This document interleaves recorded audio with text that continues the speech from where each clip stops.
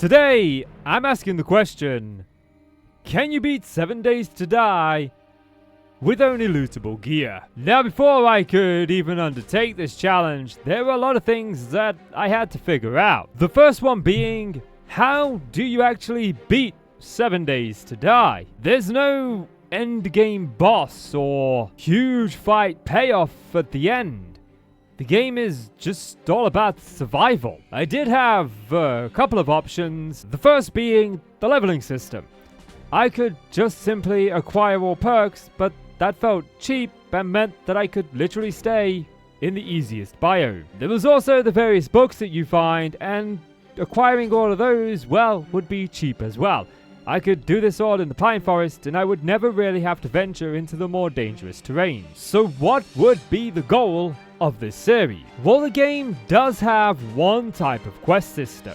You see, we can visit the local trader, and he will offer us a variety of different missions. And these missions really do range in difficulty. From the simple gas stations, which are tier 1, all the way to full-blown military outposts that would be infested with hundreds of Zeds that we would need to fight. And so that is exactly where I'm going to position the end of this challenge. Our goal would be to progress through each of the different tiered missions that the trader would offer. We would need to complete 10 tiered 1 quests, and we would be limited to the Pine Forest. For tier 2 quests, well, we'd only be able to undertake those if we went to the associated biome, that being the Burnt Forest. Tier 3 missions would be limited exclusively to the desert, tier 4 into the snowy biome, and you guessed it, the tier 5 missions would be limited only to the wasteland. In short, I would only be allowed to undertake 10 tier 1 missions from Wrecked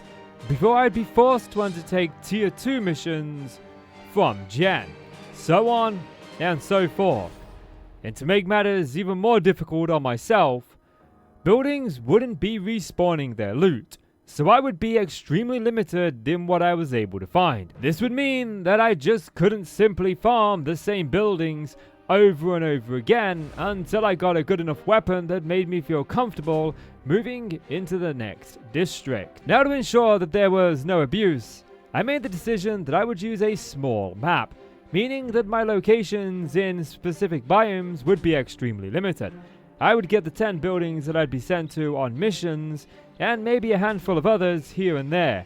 But ultimately, there wouldn't be an endless supply of villages, towns, and cities for me to go and pillage until I got the gear that I needed. So now we've established the progression we'll be taking. What is the final goal in calling this challenge completed? We have a biome for each of the tiers, but there is one more tier. There's tier 6. And well, tier 6 tend to be limited to 5-star POIs that are infested and crawling with hundreds of Zeds. Our final goal to call this challenge complete would be to return to each of the 5 biomes and complete 1 tier 6 infestation in each. So now we've established what the goal of this series is, what am I allowed to use, and what is forbidden. If the item was either a tool like the stone axe, the shovel, or even the auger and chainsaw, then I wasn't allowed to craft it. The same with the ratchet, the wrench set, and all of the weapons that come after it. This even included every single gun, bow, and even the bullets. Yes, I really am including ammo in that list. The way I see it, weapons, tools, armor are all part of this challenge, and if I can craft endless supplies of ammo, then it kinda nullifies the challenge in my opinion. I should need to seek out different ammos and utilize different weapons.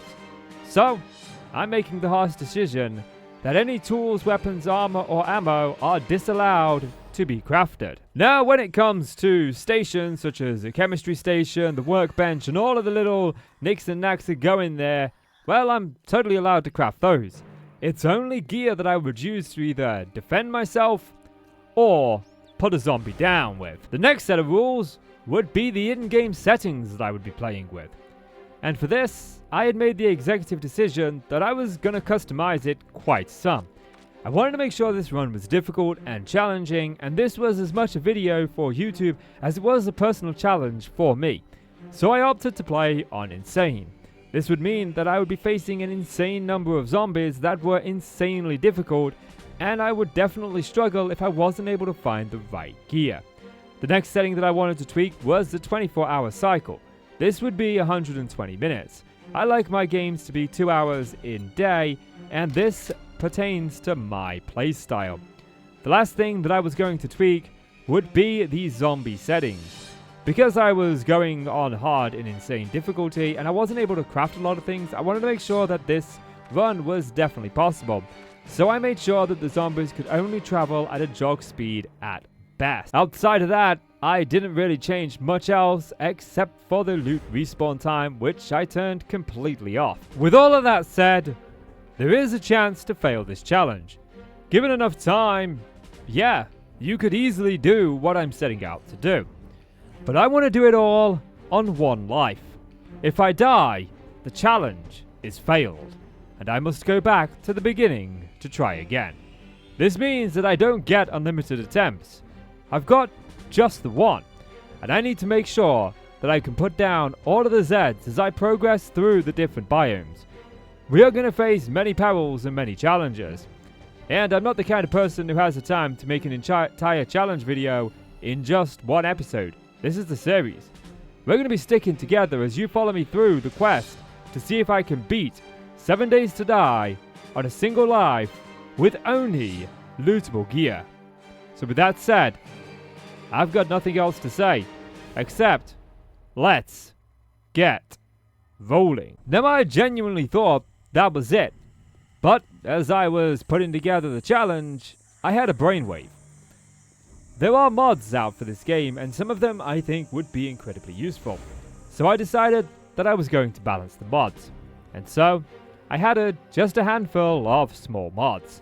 We've got Hellish Hordes, which means that there are going to be incredibly large hordes of zombies wandering around, making our life more difficult. This is to balance out the favorable mod that I've added in. That means the trader is going to have more missions available to us. We won't just have 5 to choose from. And the last mod that I included was one that means it's going to try and force every single POI to spawn on the map. Now we are having a small map, which means we won't get every single POI, but it's going to try and vary the number of POIs that we have so that we don't have the same POI over and over again. So we don't have 10 passing gases. Instead, we have different types of passing gases and a variety of POIs that I've likely never seen before and don't understand how they work. I will also have zero knowledge of what the map looks like. I'm deliberately hiding it from myself when I generate it because I truly do want this challenge to be as difficult as I can possibly make it. And so with that said, it is now time to answer the question: can I beat 7 Days to Die using only lootable gear in a single life? Let's get rolling.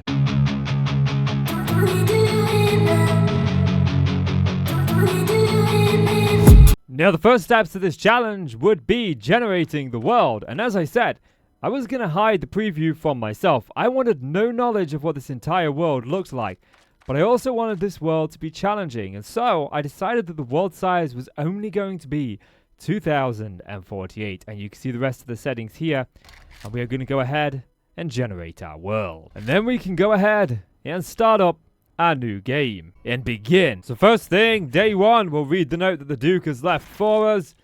We'll get our hotbar all organized, as right now it's kind of here, there, and everywhere. And this is when I realized the challenge was gonna be a lot more difficult than I had initially anticipated, as every single challenge except for the basics of survival was locked. This included the ones that we needed to complete to be able to survive within the other biomes. So I would have to do this challenge relying only on consumables to keep me alive. Or at least that's what I'm thinking. I don't know if there's a way to complete these without actually crafting any of the resources. Nevertheless, I did actually have a torch that I could fend off the Zeds with, so it was time to start moving. You can see just how close the biomes are together. We've got this forest We've got the desert and the snowy biome right there. We've also got this POI, which is going to be way too high for us right now. Let's see if we can find our way to the city. Now, my first goal in this world is to try and find some sort of weapon that's going to be beneficial to us. See, normally I'd break down the rotten animal remains and make a bone knife, but crafting isn't allowed. Or at least crafting gear isn't allowed. In a knife, well, I class that as gear. So I would have to hopefully find one in trash or any other lootable container that might contain one. So we'll crouch down and we'll check out this car. I don't want to alert any Zeds as we don't really have a way to defend ourselves outside of setting them on fire. The wheel is nice to find, but it's not what we're looking for. Maybe we can find a weapon in the sports bag. We can hope. What do we get? We got the serrated blade mod, so we actually have a mod to put on our sword. Or our blade if we were able to find one. But that's not exactly what we want. We want a weapon. I just heard an explosion from over there, and there was a Zed just standing about there. He's not there anymore. I think he stood on maybe a landmine, which is something we're also going to have to be careful about. And if we look at the map, it looks like this is a road here. So I do want to head over there and follow it. There's another house there. I mean, there is a part of me that wants to check out this place a little bit more since we're here. I kind of really do want to see if I can stumble across a bone knife. That would make me very happy in the early game. And there are a couple of opportunities here. We've got a car. We've also got some trash. This one has been... Oh, geez, man. There's a biker here. And I do not want to tango with a biker, I'll be honest. They have way too much HP. They hit incredibly hard. So we'll try and make a hit and run. We've got 2 cars that we can search and hopefully find something before that biker catches up with us. And just gas and some needle and thread in there. Again, the gas is useful for when we get a bike, but the needle and thread is only good for making armor, really. And we can't craft that. We're not allowed to. So, I don't need it. Let's hope we find something a little bit better in this one. Okay, at least we got a weapon. It's not really the weapon that I want. But, you know, we've got something that we can actually hit with now. But there is a less than 0 chance that I'm tangoing with that biker right now. There is another Zed over there, but once more, I really don't want to risk any HP while we don't have any healing supplies. While our hunger is low, and with a weapon that I quite literally have to get in their face to use. But we can redeem the first challenge, and there are a couple of these tutorials that we can do. Okay, she's like right in my face. Oh, that actually stuns her. What is it? That was 3, 4, 5, 6, 7, and she's still not dead. That's 8 power attacks. 9, 10. Wow, geez, man. How much HP do you have? 11. 11 power attacks to put her down. That's bad. But when we punch her, we were stunning her. She wasn't able to get close to us. Now, the next challenge is to craft the stone axe, which we can't do. We could harvest the wood and the stones, but punching them is going to take a long time. Oh, it's just to use the stone axe, so we'd even need the stone axe for that. I don't know if we were able to find a stone axe, if that would count, but I don't think it would. Another issue that we're facing is, without being able to complete those challenges, I have no idea where the trader actually is. We do have another Zed, which I do want to try and put down. She did hit me for like a quarter of my health. Right, she is down. But as it stands, we can only take maybe 2 more hits before we're in dire straits. We've got a POI here, but this is a 2-star, and I don't feel comfortable doing it with a weapon that requires me to get in their faces. So for now, we'll take back to the road and see if we can find ourselves a town. I did happen to find a road. And there was a car on it, so I was hoping for something good, but I figured I'd just throw the hoil at a Zed and see if he'd slip over. My plan for right now was to avoid fighting at all costs. Losing a quarter of my health in just one hit didn't sit well with me, and it wasn't long before the road itself was leading into another biome. So I performed a U-turn and headed in the other direction, which, checking my map, revealed that actually it was a dead end. But as I approached it, I could see what looked like some resemblance of a town in the distance, and I decided to head in that direction. Now, one thing that was going to become apparent early on in this game is storage. I would need somewhere to offload all of my resources so that I wasn't carrying them around and encumbering me. So I picked up some wood on my way across. When I reached it, I realized it was the place we'd already been. There's a red mesa compound here, but that's a 5-star. I really don't want to be tangoing with that just yet. I'm thinking that house might be our only salvation. It was at this point I was starting to question if this map even had enough real estate to feasibly do this challenge. Right now I had found no resemblance of a city and didn't even know if a trader Rex would be available on this map. I assumed so, but I didn't know for sure. Now, after searching the map for quite some time, I was unable to find a trader. So I went and created another copy of the world and completed the first set of challenges so it would show me where the trader was. And as you can see, the locate, no trader. Meaning that on this map, this challenge was impossible. So was that it? Was the challenge already done? We had already failed? There was no trader to be found? Well, no. No, it wasn't. I figured that the world of 2000 would be perfect. I would get maybe a town per biome and it would really limit me to what I'd be able to loot. But that wasn't the case at all. I actually got no city, no trader. So I decided to increase the world by 3 times to the 6,000 one. And I turned down the wilderness POIs to few, and everything else I'd put to none with the exception of the rivers and towns. And then I generated a brand new world. And while I didn't know exactly what this would have, I did see that it said city exit when creating. So I've definitely got some form of city.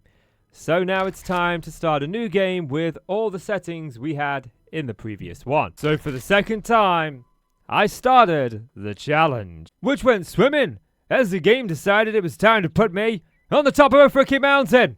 Okay, we'll just very gingerly walk our way down here. We don't want to break a leg, trip over a thorn, roll down. Oh man, I used to do that when I was a kid. It was so much fun, but we definitely don't want to be doing that today, do we? No. So it looks like we've got, is that Trader Rex already over there? That might not be.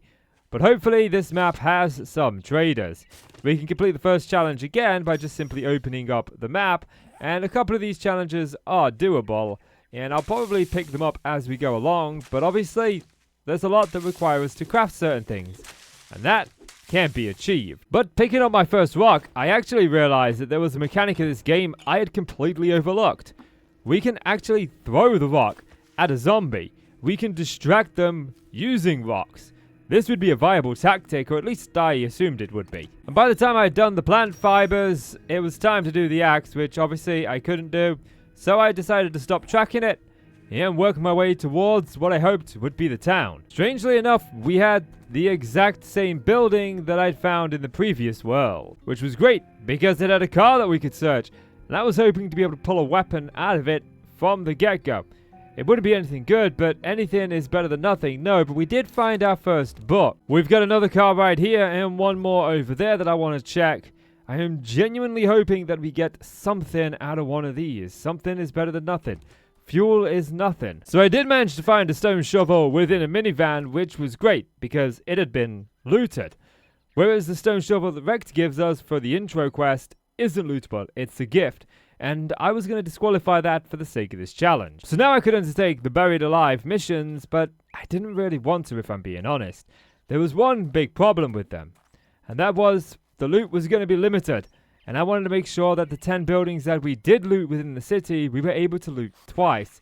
And it felt like we were just throwing away a good opportunity. But after a little bit of walking, I did finally make my way to a town.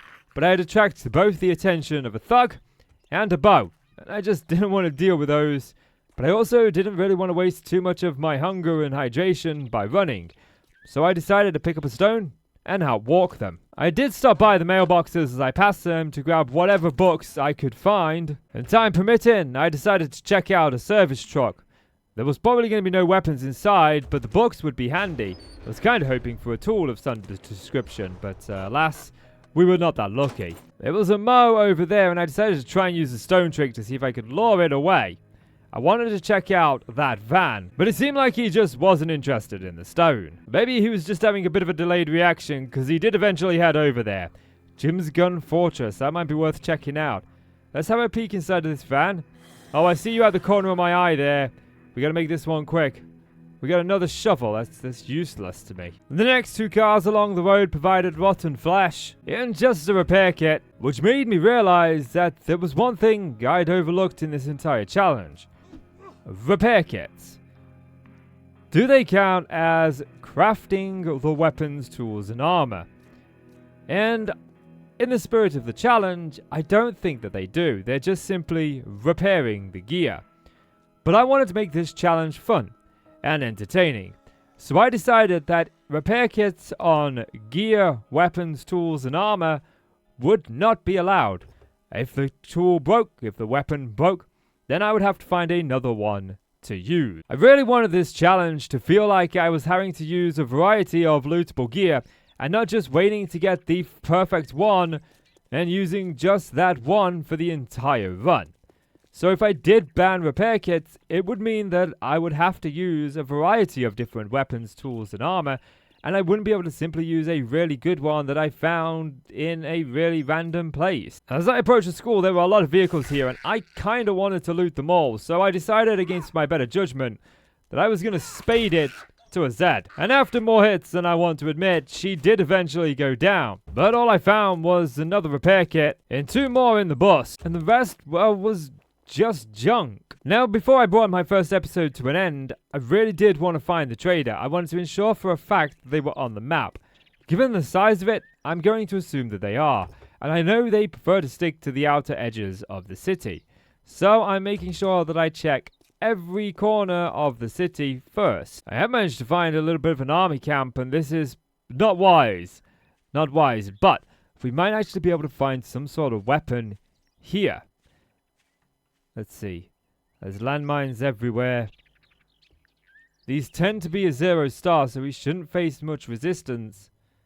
And we can use the landmines to our advantage. We've already got some ammo over here. Some 7.62s. Maybe we can find a 7.62 rifle. Another set of ammunition over here. More 7.62s. But it's kind of in there that I want to get. I'm hoping for a weapons bag. Okay, my plan is kind of simple. I'm hoping to lure the Z into one of the landmines, and hopefully that will take care of it for me. There we go. That is that one dealt with. We do have one more Z, and there's another landmine over there. So we'll give him a little bit of a handing out. I do not want him to hit us. And we'll use the same takeout trick that we used before. And all we've got in here is a foot locker and some medical supplies. There was no weapons bag. And those weren't even really what I was wanting. Since we were encumbered, we could read the books that we've acquired, the Tools Digest. And we've also got Night Stalker. Bladed weapons do 10% more damage at night. So hopefully we can find a bladed weapon. I also knew that we were encumbered even more, so I decided to stash more stuff within a vehicle in case I ever needed it. Then it was back into the city to try and find the trader. I did spy a construction yard on my way here, and while we weren't allowed to craft gear, crafting dew collectors was totally allowed. So I wanted to see if I could just find myself a cement mixer real quickly, and it doesn't look like there is one here, or at least not one that I'm spying, and we're getting overrun with Zed, so I guess it's time to vamoose. Now here's a truck that I passed a little bit earlier on. It's a working stiff's tools, so we could get something good out of it. I didn't loot it the first time around because there was a couple of Zeds here, so hopefully, keep our fingers crossed, we get just another stone shovel. I've got 3 of those now. But again, we are not allowed to repair our tools. I have deemed that that is against the challenge, the nature of the challenge. So I need to make sure that I keep hold of all of these. I did eventually make it to the other side of the city, and it didn't seem like there was a trader here either. This didn't mean that there wasn't one. We might have 2 or 3 towns per biome. It just meant that this place was empty. So I jumped into a creative copy of this world, completed the first set of challenges, and it did in fact send me to a trader. So I can confirm 100% that we have a trader in this world. Where that trader is, I don't know. What I do know is things are starting to get hairy here. We've also got this one, craft special ammunition, which is absolutely useless to us. We are going to leave. I'm going to follow this road, and hopefully we find another town. I did find some shotgun shells inside of a minivan, and there was also a weathered sports bag at the side, which just had cloth in it. Well, I'm going to say that way there may be a trader, but it's not the one that we want. So we'll do a U-turn, and we'll head out of the town a different direction. I did lighten my load a little bit, even throwing away some important things like the sledgehammer parts. We could have sold them, but I didn't think about it until after I'd already thrown them away and the zombies had defended the location, so they were gone. I did completely miss the army truck out back at the school. Let's hope we get something really good in here. Food? I'm not going to grumble at food. Now looking at the western side, it seems that this area also leads towards the desert, so I'm going to have to go back the way that I came in, which I believe was the north entrance. We kind of came in on this road here, which, now I look at it, doesn't even connect to this town. Maybe the trader's up here. It usually spawns you near the trader. So I've made it back to the road, and I believe that the town that we came from is over in this direction, I believe. Let me just double check that. Yes. And I do see what looks like the trader's compound right through that gap over there. That's the little place that we looted near the beginning, I believe. Well, we've definitely hit some form of civilization, although the building that I saw, now I'm up close, doesn't look anything like the trader's compound. Hopefully, oh, there, that one does. That one definitely does. It's just a look to the left. Are you bend your knees in tight? Yeah, there he is, look. We have finally made our way to the trader. Now, there was one thing that I was concerned about that I didn't realize until I just arrived here. Is he even going to offer us missions? Yeah, if you got any special jobs, buried supplies, there we go.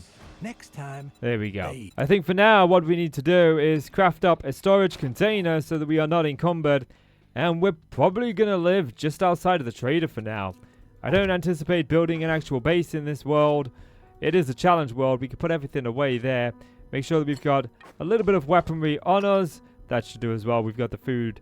Yes, we are stocked. So there is the first episode in this challenge, and all of these challenge videos are recorded a few days before they go out, but I haven't recorded the entire challenge in one go. I don't know what the outcome of this series is just yet. I don't know if the next episode is the last episode, if we fail or not.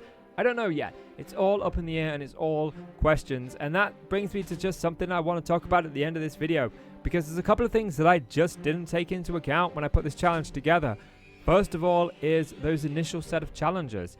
They lock so much of the game behind them. The fact that we now, I don't think we can get the like masks and stuff to be able to survive in the other biomes. I feel like we're probably going to have to survive on the consumables. We're going to have to survive crafting things at limited time intervals in each of the biomes. I'm hopeful that maybe if we can find a stone axe that it might class the craft stone axe mission completed.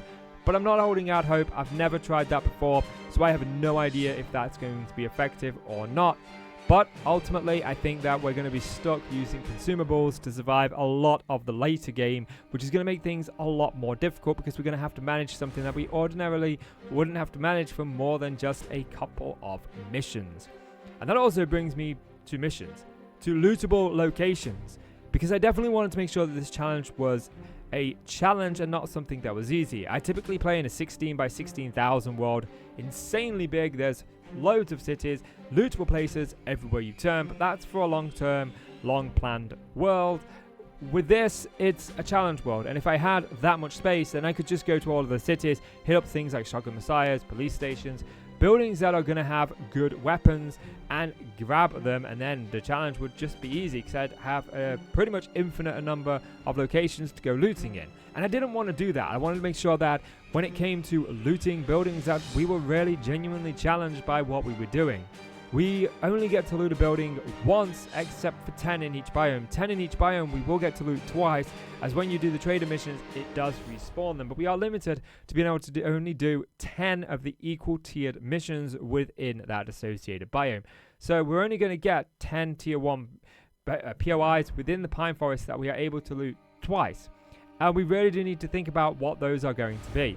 You know, Poopy Pants Daycare is great for books, schematics, but that's useless to us right now. We don't really need to go down the book route because we don't really need to craft anything. I think the only books that I'm looking out for are the Forge Aheads and the Vehicle Adventures. They're the two that I think are going to be the most useful for us because we aren't allowed to craft ammo, we're not allowed to craft tools, we're not allowed to craft weapons or gear. So ultimately, when it comes down to those POIs, I'm going to be looking at things like shotgun messiahs. I think passing gas stores are a really good early game source. You can find some weapon bags in those.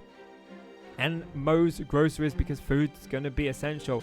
But then I also think, like, do I really want to throw away a double loot on a building that's food? Because I can go into any residence, they're going to have food. There's other ways to get food. I need to think about those weapons and know that I've got a limited number of POIs to hit to get those weapons. And then there's also the strategy of, do I really want to keep hitting those up straight away? My loot stage at this point in the game is incredibly low, so I'm only going to be finding tier 0 weapons. Is that something that I really want to be throwing away these double loots on? These are all questions that I've got to answer while playing and kind of figure it out. I definitely feel like we're going to be looting a couple of buildings before we even do the first mission, but I'm also going to look through those missions and see if there is something there. And if there's not, if there's no mission there, which is why I added the mod that adds, you know, more missions to the list so that we can get the places that we want. If we can't find a good enough location, then I'm just going to have to delay it for a day and go and loot some other places. But there's only a limited number of time that I can do that. It's the early game. I'm going to struggle in any sort of reasonable POIs. Zombie smack for 25 damage. That's a lot of damage. That's 4 hits, we're dead. 3 hits and I'm one shot. And that's if they inflict no status affections. That's if we don't get bleeding or hit by a lumberjack or a biker. There's so many variables that I need to take into account with this challenge that's just going to be incredibly difficult to overcome.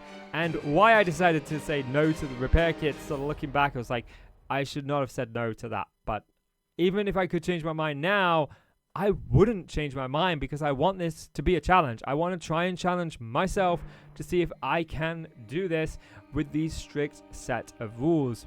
But that's it for me rambling at the end of this video. If you do like this challenge video and you have any other suggestions for challenges that I might want to undertake in the future, then go ahead and leave those down below. And when I finish this series, I'll be looking back through all the comments and deciding on what my next challenge is going to be. I genuinely want to see how far I can push my abilities within this game. But as always, I'm Casey. Thank you so much for watching. You take care now, and I shall see you in the next one. Bye.